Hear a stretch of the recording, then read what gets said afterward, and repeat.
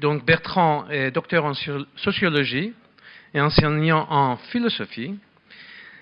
Ça fait depuis les années 80 qu'il se spécialise de plus en plus dans l'approche historique et sociologique des phénomènes paranormaux. Premier point, donc je vais vous parler de l'art médiumnique.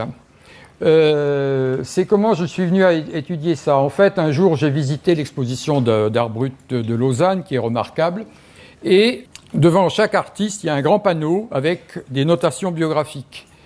Et j'ai remarqué, j'étais stupéfait de constater qu'une partie de ces artistes soit avaient fait intervenir des phénomènes paranormaux dans leur création, soit étaient affectés par des phénomènes ou tributaires ou bénéficiaires, comme vous voudrez, de phénomènes paranormaux.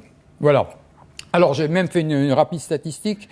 Si je me souviens bien, c'était de l'ordre de 1 sur 4, ce qui est quand même pas mal. Ça leur arrive plus souvent qu'à leur tour. Voilà.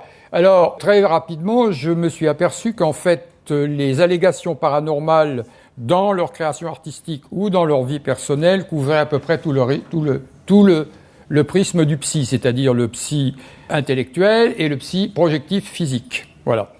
Donc, comme j'ai peu de temps, je vais aller directement au vif du sujet, survoler ça en donnant à chaque fois un exemple ou deux, avant de présenter un cas concret, celui du Polonais Marie-Jeanne Gruzewski, que je vais étudier un peu plus en détail.